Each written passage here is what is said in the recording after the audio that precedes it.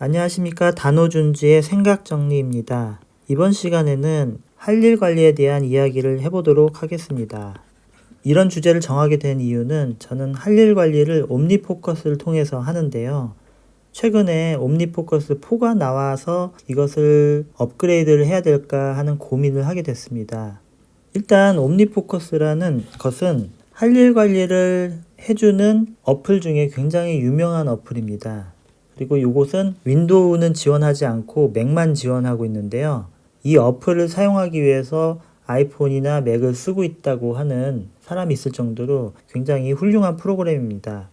저도 옛날부터 이 프로그램을 사용해 왔는데요. 활용을 제대로 하지 못하고 있어서 이번 업그레이드 버전이 나왔을 때 큰 비용을 주고서 새로 사야 하나 그런 고민을 하게 되었습니다. 우선 생각의 구분을 해보도록 하겠습니다. 우리가 보통 할 일 관리를 한다고 했을 때 이 할 일은 크게 일정과 그냥 할 일 그리고 프로젝트로 나뉩니다. 일정이 진행되는 데 있어서 저희 의지나 실천력과 상관없이 정해진 시간이 되면은 시작하고 그리고 끝나는 시간이 되면은 자동으로 끝나는 그런 것들을 말합니다. 행사나 회의 그리고 극장에서 영화 보는 것들이 일정에 해당됩니다. 반면 할 일은 제가 의지를 가지고서 직접 추진을 해야지만 진도가 나가는 겁니다. 독서나 운동, 그리고 악기 연주, 그리고 간단하게는 마트에서 우유 사오는 것도 할 일에 해당되는데요. 제가 만약에 마트에서 우유를 사오지 않으면은 냉장고는 텅 비어있는 채로 되어 있겠죠. 따라서 일정은 타인에 의해서 진행이 되고 시간에 의해서 시작과 끝이 정해지는 특성을 갖고요. 할 일은 본인이 진행하고 그리고 본인의 실천을 통해서 시작과 끝이 나오는 차이점이 있습니다. 어떻게 보면은 할 일은 생산과 관련이 있고요.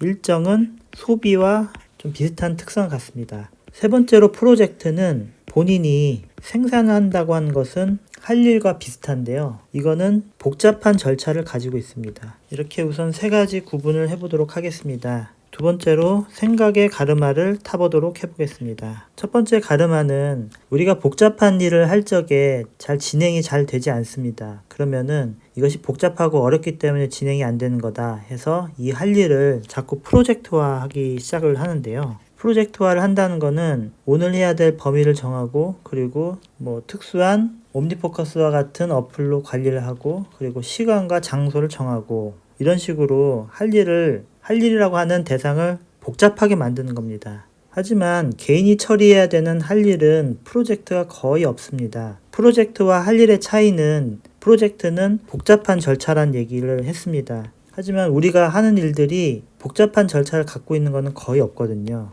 대부분이 경험이 없어서 할 줄 모르거나 아니면은 해본 적이 없어서 할 줄 모르는 것이지 복잡하고 절차가 많기 때문에 우리가 못하는 것은 아닙니다. 이 생각의 가르마를 통해서 저는 옴니포커스를 통해서 할 일 관리를 하는 것이 좋지 않겠다고 하는 결론을 내렸습니다.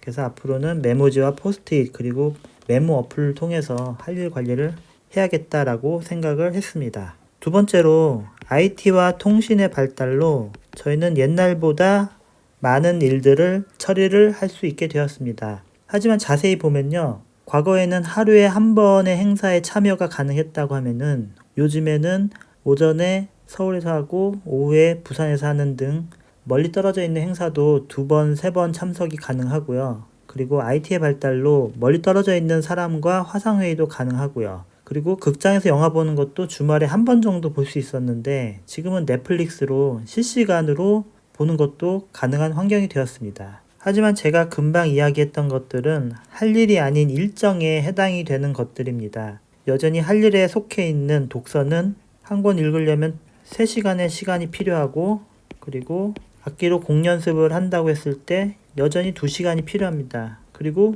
운동도 1시간이 필요합니다. 이것은 IT나 통신이 발달했다고 해서 과거에 하루에 책 한 권을 읽었던 것을 2권, 3권씩 읽을 수 있는 것은 아닙니다. 따라서 IT와 통신의 발달로 많은 것을 할 수 있게 되었다는 것은 소비의 특성을 갖고 있는 일정을 많이 할 수 있다는 것이지 생산의 특성을 갖고 있는 할 일을 많이 할 수 있다고 하는 것은 아닙니다. 따라서 다음과 같은 핵심 철학을 만들어 보도록 하겠습니다. IT의 발달로 나의 소비 능력이 높아진 만큼 생산 능력이 높아진 것은 아니다. 따라서 할 일은 하루에 하나씩 처리하는 것이 맞다고 정리하였습니다. 그럼에도 불구하고 문제가 발생합니다. 하루에 하나 처리도 잘 안 되는 겁니다. 무언가 해야 할 일을 처리를 할 적에는 세 가지 단계가 필요합니다.